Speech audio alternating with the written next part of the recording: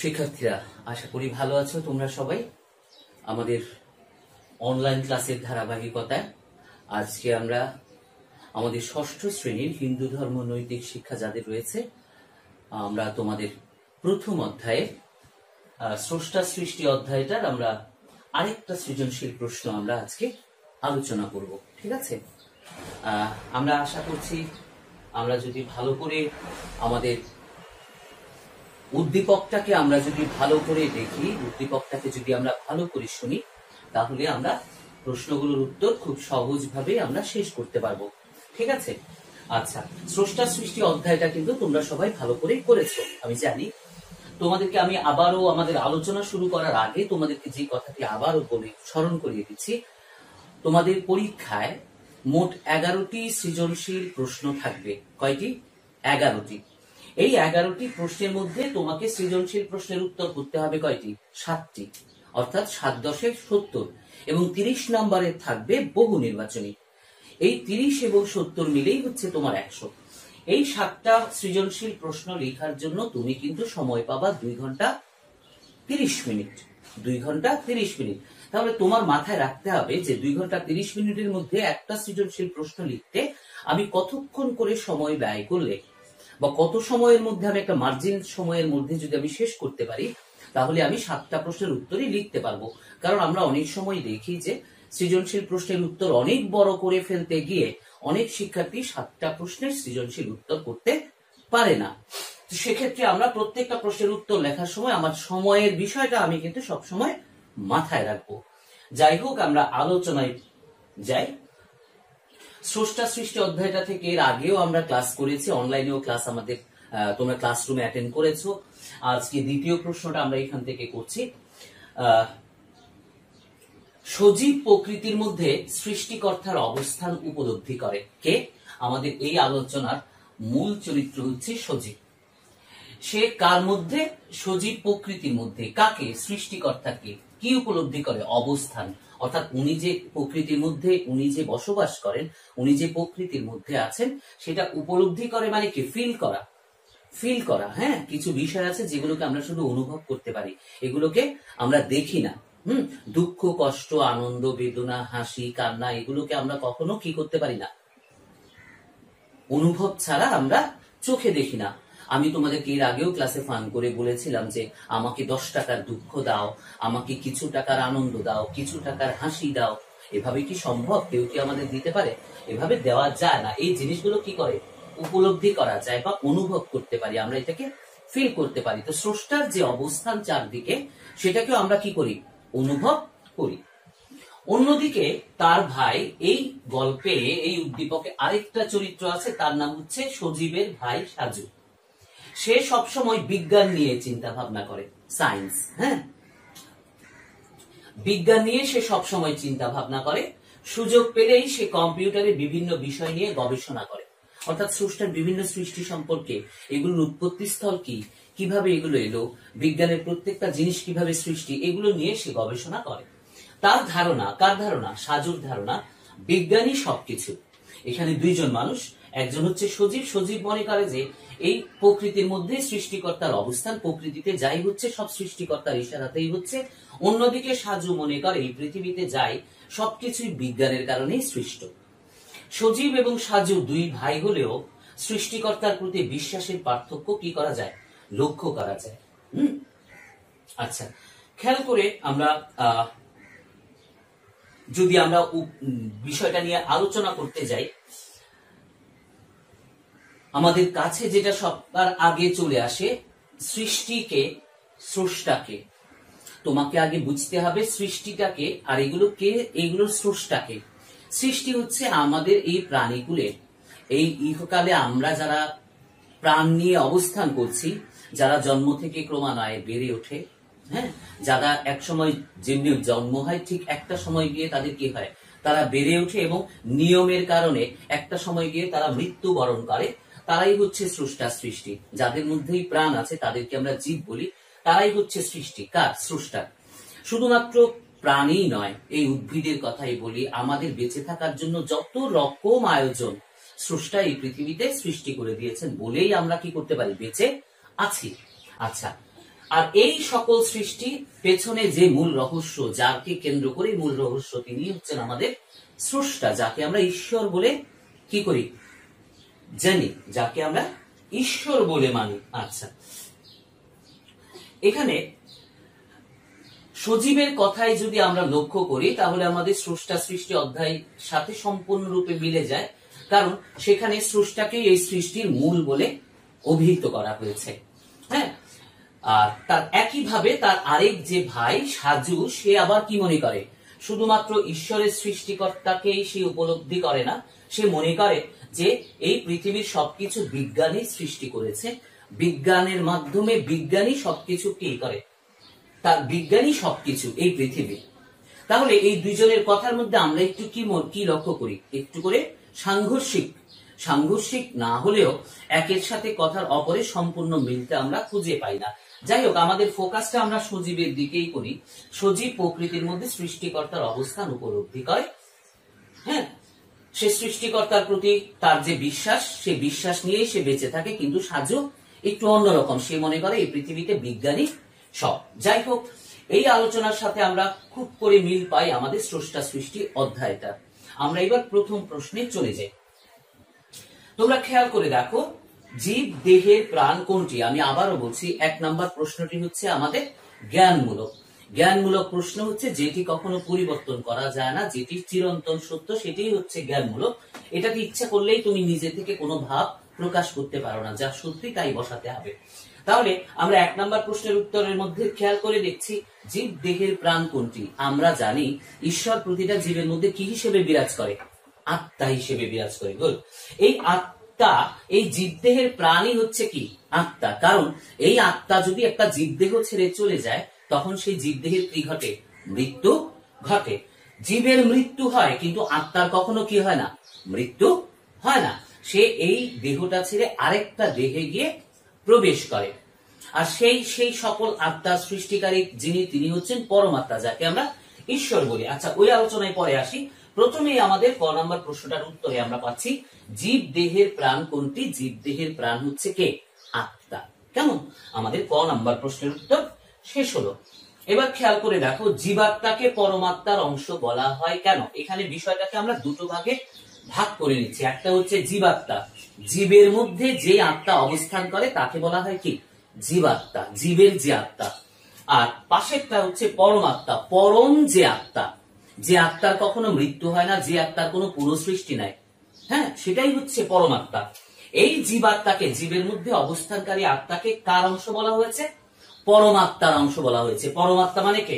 আমাদের স্বয়ং ঈশ্বর, যিনি আমাদের এই আত্মাটা আমাদের মধ্যে কি করেন? প্রদান করেন। হ্যাঁ, তাহলে জীবাত্মাকে পরমাত্মার অংশ বলা হয়েছে কেন? আমরা জানি যে সকল জীবের মধ্যে ঈশ্বর কি রূপে অবস্থান করেন? আত্মা রূপে অবস্থান করেন বলে।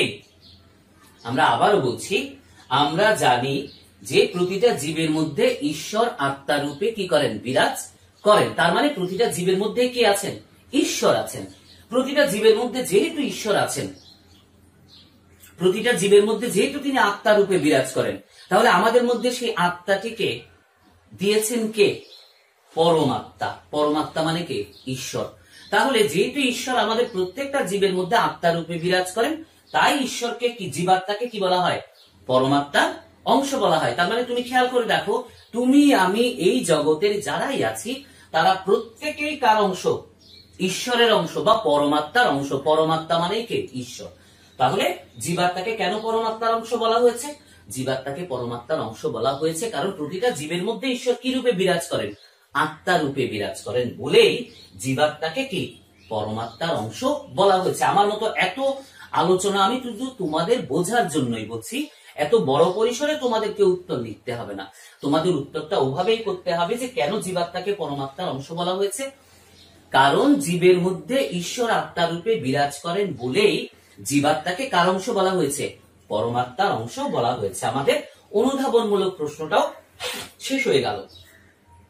আমরা গ নাম্বারে দেখি, স্রষ্টা ও সৃষ্টি অধ্যায়, যে অধ্যায়টা নিয়ে আমাদের আলোচনা, এর সার কথার সাথে সজীবের ধারণার মিলগুলা। এই যে সজীবের কথা আমরা বলছি, আমাদের এই গল্পের এই উদ্দীপকের মূল চরিত্র যে সজীব, তার যে আলোচনা, তাকে কেন্দ্র করে যে আলোচনা বা তার ভাইকে নিয়ে যে আলোচনা, হ্যাঁ, এটার সাথে আমাদের স্রষ্টা ও সৃষ্টি অধ্যায়ের যে মূল কথা, তার মধ্যে যে মিলগুলো, আমরা সেই মিলগুলোর ব্যাখ্যা চেয়েছে আমাদের গ নাম্বারে, অর্থাৎ প্রয়োগমূলকের মধ্যে। তাহলে আমরা আলোচনা শুরু করার সময় স্রষ্টা সৃষ্টি অধ্যায়টাতে আমরা মনোনিবেশ করব। আমরা প্রথমেই যেটা প্রথম বলবো, স্রষ্টা ও সৃষ্টি অধ্যায়ের সার কথার সাথে আমাদের আলোচ্য উদ্দীপকের সজীবের ধারণার মিল লক্ষ্য করা যায়। এখন বলবো আমরা কি কি মিল লক্ষ্য করা যায়। আমরা যেটা বলবো সেটা হচ্ছে যে এই সজীব সৃষ্টিকর্তার ধারণার প্রতি বিশ্বাসী। সে মনে করে যে সকল জীবের মধ্যে সৃষ্টিকর্তার অবস্থান রয়েছে। সে মনে করে যে সকল কিছুই ঈশ্বর সৃষ্টি করেছে। এই পৃথিবী সুন্দর বিচিত্র, এখানে মানুষ, পশু, পাখি, গাছপালা, নদী, নালা, সাগর সবকিছু রয়েছে। হ্যাঁ, কত বৈচিত্র্য রয়েছে। পৃথিবীর উপর রয়েছে সুনীল আকাশ, যেখানে বিরাজ করে চন্দ্র, সূর্য, গ্রহ, তারা সবকিছু। এই সবকিছুই কে সৃষ্টি করেছেন? ঈশ্বর সৃষ্টি করেছেন। এইসব যিনি সৃষ্টি করেছেন তাকে আমরা কি বলেছি? স্রষ্টা বলেছি বা ঈশ্বর বলেছি। আচ্ছা, ঈশ্বর নিরাকার বলে হয়তো তাকে আমরা দেখতে পাই না, কিন্তু তিনি অবতার রূপে বিভিন্ন সময় দেবদেবী রূপে সাকার হিসেবে আমাদের সামনে উপস্থাপিত হন। তাহলে স্রষ্টা সৃষ্টি চ্যাপ্টারেও যাই বলেছে, সজীবের কথার মধ্যেও আমরা সেই বিষয়গুলো কি করি? লক্ষ্য করি। তাহলে উত্তর লেখার সময় প্রথম সজীব কিভাবে সৃষ্টিকর্তাকে উপলব্ধি করে, সজীব কার মধ্যে সৃষ্টিকর্তাকে উপলব্ধি করে, কেন করে, এই কথাটা প্রথমে দিয়ে লিখবো। পক্ষান্তরে আমাদের স্রষ্টা সৃষ্টি অধ্যায়ের মধ্যেও আমরা এই বিষয়গুলো কি করি? লক্ষ্য করি। ঠিক আছে, তাহলে এই স্রষ্টা সৃষ্টি চ্যাপ্টারের মধ্যে তুমি যে বিষয়গুলো পাচ্ছ, যেগুলো সজীবের এই উদ্দীপকের সাথে মিলে যায়, সেই মিলগুলোকেই শুধু তুমি প্রয়োগমূলক উত্তরের মধ্যে ব্যবহার করবা। এবার আমরা চলে আসি, সজীবের উপলব্ধির মূলেই রয়েছে ঈশ্বরের প্রতি বিশ্বাস। হ্যাঁ, সজীবের উপলব্ধি, সজীব যে উপলব্ধি করে এটাই ঈশ্বর। ঈশ্বরই এই পৃথিবীকে সৃষ্টি করেছেন। হ্যাঁ, ঈশ্বরই এই পৃথিবীকে সৃষ্টি করেছেন, এটা বিশ্বাস করে কে? সজীব। আর তুমি, আমি, আমরা যারা এই পৃথিবীতে আছি, আমরাও বিশ্বাস করি এই পৃথিবীর মূলে রয়েছেন একজন ঈশ্বর। আচ্ছা, সজীবের উপলব্ধির মূলে রয়েছে ঈশ্বরের প্রতি বিশ্বাস, বিশ্লেষণ করো। হ্যাঁ, আমরা দেখতে পাই আমাদের আলোচ্য উদ্দীপকে সজীব মনে করে যে প্রকৃতির মধ্যেই সৃষ্টিকর্তার অবস্থান। এই প্রকৃতির সুন্দর ফুল, ফল, গাছপালা, নদী, নালা, সাগর, আমাদের মাথার উপরে সুনীল আকাশ, চন্দ্র, সূর্য, গ্রহ, তারা সবকিছুকে সৃষ্টি করেছেন ঈশ্বর সৃষ্টি করেছেন। আর একটা মানুষ কখন সে বিশ্বাসটা নিতে পারে, কখন সে সেটা বিশ্বাস করে? যখন সে বিশ্বাস করে যে এই পৃথিবীটা কে সৃষ্টি করেছেন? ঈশ্বর সৃষ্টি করেছেন। ঈশ্বর সৃষ্টি করেছেন বলেই সে ঈশ্বরকে কোথায় উপলব্ধি করে? তার অন্তরের মধ্যে উপলব্ধি করে। আর উপলব্ধি করেই বলে, এই উপলব্ধি করাটাই হচ্ছে কিন্তু বিশ্বাস। পৃথিবীতে দুইটা জিনিস আছে, একটা হচ্ছে বিশ্বাস, একটা হচ্ছে কি? অবিশ্বাস। হ্যাঁ, আমরা দেখতে পাই সজীব তার অস্তিত্বকে বিশ্বাস করে, স্রষ্টার অস্তিত্বকে বিশ্বাস করে। সে মনে করে যে এই পৃথিবীর সকল কিছুর, বিচিত্র পৃথিবীর বিচিত্র সৃষ্টির সবকিছু স্রষ্টাই হচ্ছে ঈশ্বর। এটা সে কি করে? বিশ্বাস করে। আর বিশ্বাস করে বলেই সে কাকে অনুভব করে? নিজের হৃদয়ে, নিজের অন্তরে ভগবানকে উপলব্ধি করে। তুমি যে দেবদেবীর পূজা করো, তুমি দেবদেবীকে কখনো দেখেছো? তুমি যে ঈশ্বরের পূজা করো, তুমি কি ঈশ্বরকে কখনো দেখেছো? তুমি কখনোই দেখোনি। তাহলে তুমি বিশ্বাস করো কেন? হ্যাঁ, তুমি বিশ্বাস করো এই জন্যই যে এই পৃথিবীর সৃষ্টির মূলে একজন স্রষ্টা রয়েছেন। আর সেটা আমরা বিশ্বাস করি বলেই আমরা নিয়মিত আসন ধরে কি করি? বিভিন্ন দেবদেবীর প্রতিমাকে প্রতীক হিসেবে সামনে নিয়ে তার পূজা অর্চনা করি। তারকে পূজা অর্চনা করার মাধ্যমে আসলে আমরা কার পূজা করি? ঈশ্বরের পূজা করি। তাহলে আমাদের এই সকল কিছুর মূলে রয়েছে কার প্রতি বিশ্বাস? আমাদের এই সকল কিছুর মূলে রয়েছে স্বয়ং ঈশ্বরের প্রতি বিশ্বাস। আর ঈশ্বরের প্রতি বিশ্বাস আছে বলে আমরা মনে করি যে এই পৃথিবীকে ঈশ্বর সৃষ্টি করেছেন। আশা করি তোমরা সবাই বুঝতে পেরেছ। শিক্ষার্থীরা, আমি আবারও বলছি, যখনই তুমি মূল অধ্যায়টি ভালো করে পড়বে, মূল অধ্যায়টির প্রত্যেকটি লাইন ভালো করে পড়বে, যেটি আমি ক্লাসে তোমাদেরকে সবসময় বলি, একটা কাঠ পেন্সিল দিয়ে সবসময় তার নিচে আন্ডারলাইন করে দেওয়া। যখনই তুমি সেটা বুঝতে পারবে, ভালো করে সেটা পড়বে, তোমাকে যেখান থেকেই সৃজনশীল প্রশ্ন করুক না কেন, তুমি খুব সুন্দরভাবে সেটির উত্তর করতে পারবে বলে আমার বিশ্বাস। আর আরেকটি কথা তোমাদেরকে ক্লাসে আমি সবসময় বলি, ক্লাস করার সময় যেটি সবসময় তোমাদের কাছে আমি বলি, সেটি হচ্ছে নিজে থেকেই প্রশ্ন তৈরি করা। নিজে থেকে কি তৈরি করা? প্রশ্ন তৈরি করা। হ্যাঁ, প্রশ্ন তৈরি করব কেন? প্রশ্ন তৈরি করব সেজন্যই, যেই মানুষটি প্রশ্ন তৈরি করতে পারে, সে কিন্তু উত্তর রেডি করতে পারে। তাহলে স্রষ্টা সৃষ্টি অধ্যায়টা বের করে সেখান থেকে আমরা কি করব? নতুন করে প্রশ্ন তৈরি করব, আর সে প্রশ্নগুলোর আমরা আবার কি করার চেষ্টা করব? উত্তর লেখার চেষ্টা করব। যখনই আমি সেখান থেকে প্রশ্ন বের করতে পারবো, আমি সেখান থেকে উত্তরও বের করতে পারবো। আশা করি তোমরা সবাই বুঝতে পেরেছো। বাসায় তোমরা আরো অনেক অনুশীলন করবে। যদি কোনো ব্যাপারে কোনো সমস্যা মনে হয়, স্যারকে টেলিফোন করতে পারো। আমার নাম্বার তোমাদের ডায়েরি বুকে, তোমাদের যে স্কুলের ডায়েরি, সেই স্কুলের ডায়েরিতে আমাদের সব শিক্ষকের নাম্বার দেয়া আছে। সেখান থেকে নাম্বার নিয়েও তোমরা আমাদেরকে ফোন করতে পারো, অথবা তুমি এখন যে ক্লাসরুমে অ্যাটেন্ড করছো তার নিচে কমেন্টস বক্সে প্রশ্ন করেও তুমি আমার কাছে এই বিষয়ের যে কোনো প্রশ্ন থাকলে তুমি লিখতে পারো। আমি তোমাকে সেই প্রশ্নের উত্তর কমেন্টসে হোক, তোমাকে টেলিফোনিক যোগাযোগের মাধ্যমে হোক, আমি তোমার সেই সমস্যা সমাধানের চেষ্টা করব। ভালো থেকো সেই পর্যন্ত সবাই। আমাদের দেখা হবে আগামী ক্লাসে নতুন কোনো অধ্যায় নিয়ে, নতুন কোনো বিষয় নিয়ে। সেই পর্যন্ত সবাই সুস্থ থাকো, ভালো থাকো। ধন্যবাদ।